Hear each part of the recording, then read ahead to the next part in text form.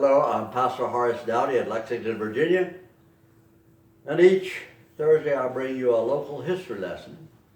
And I urge you, if you enjoy these lessons, these videos, then I encourage you to click on like, go to Horace Douty YouTube, click on like, click on subscribe, and then click on the little bell icon so that you'll be reminded when the views are up. And if you would, I encourage you also to share these videos with your friends and your family. I appreciate that. Today, the subject of the local history lesson is cabbages and corn. Lewis Carroll, in one of his poems, wrote, "The time has come," the walrus said, "to talk of many things, of ships and shoes and sealing wax, of cabbages and kings." I love that verse because of the surprising incongruity between cabbages and kings. Rarely are both mentioned in the same conversation, and yet two of the common foods in early America can easily compete with kings. The time has come to talk not of cabbages and kings, but of cabbages and corn. German settlers in the Valley of Virginia, which was then the frontier, made a wonderful discovery. They could preserve fresh cabbage indefinitely simply by adding salt and water. The resulting mixture was called sauerkraut. It had marvelous, magical qualities. It could not only keep you from starving, it could keep you healthy. Sailors all over the world had been dealing with a devastating illness brought on by nutritional deficiency. It was called scurvy, and could be expected to appear on every long voyage. But the new cabbage mixture held magic that prevented scurvy. This was a breakthrough of worldwide proportion. The lowly cabbage, fermenting in barrels, provided a simple, comprehensive solution to the ancient curse. Cabbages and kings suddenly became equally important. Corn may claim even more importance than cabbages or kings.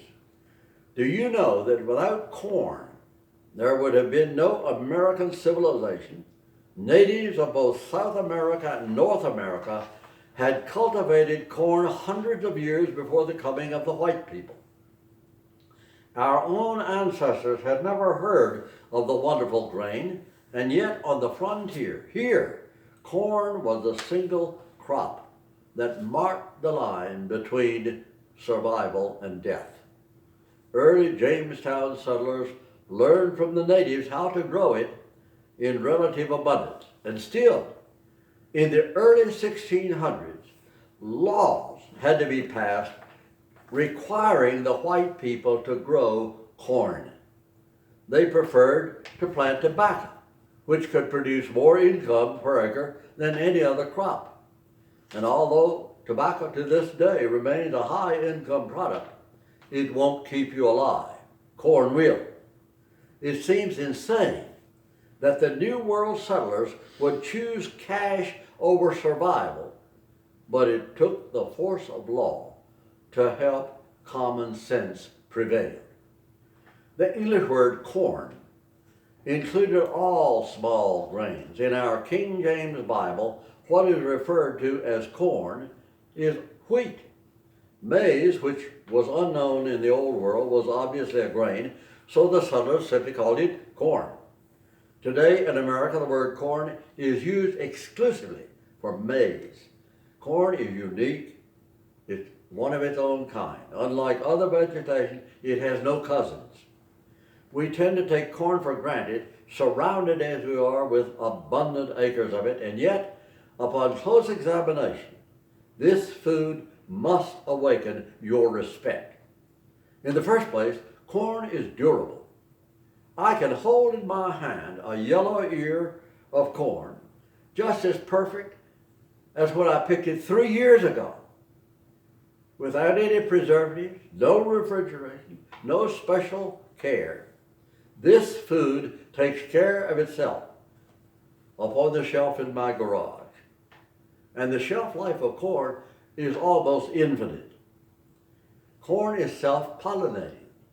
The tiny embryonic kernels are fragile at first, so they wrap themselves in a tough interwoven husk. However, this isolates them from pollen. No problem. Every kernel on that ear or cob of corn sends a tiny silk thread out into the world, outside world, where pollen is falling from the tassel on top of the stalk, the same stalk. The pollen is telegraphed back into the tight bundle, fertilizing one grain at a time, and at maturity the husk loosens just enough to allow air to circulate for curing and hardening, all without any human assistance. And it's small wonder that Native Americans considered maize sacred. In virtually every Indian dialect, the word for corn translates to mean life. For the settlers, corn was life-supporting. It was a miracle. The tough ear could be left out in the field on the stalk all winter, if desired, well above the snow level, preserving itself through all kinds of weather. And when picked, the grain could be used as food with or without any preparation. In our valley, it was almost always crushed and turned into meal. When a child asked for bread, he meant cornbread. Old frontiersmen made batter bread, ash cake, egg bread, hoe cake, corn dodgers, crackling bread, spoon bread, corn pone, all from cornmeal.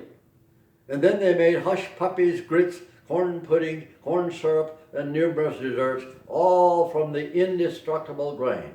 I'm talking about hardened field corn that cattle and horses eat today. Sometimes people had to resort to eating acorns and chestnuts ground into meal, but corn was their favorite basic bread food.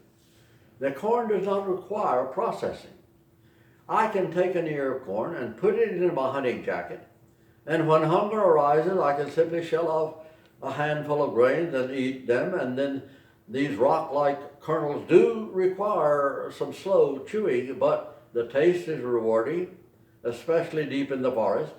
And if I don't eat that ear of corn in one season, it doesn't matter. The ear can stay right there in the pocket for several years and still be good to eat.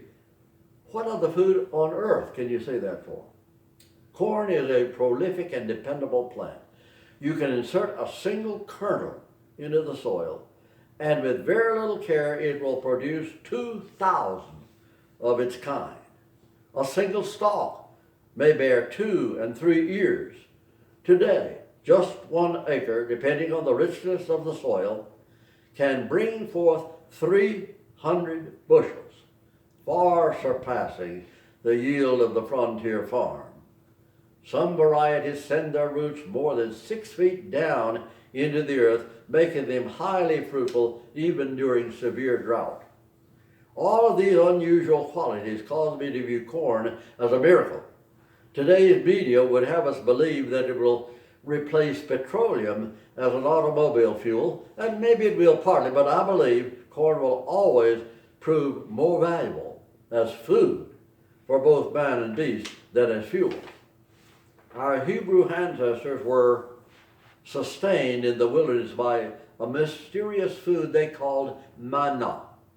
In translation, the word means, what is it? Wonderful as it was, manna would not keep. It had to be gathered daily, and it spoiled quickly.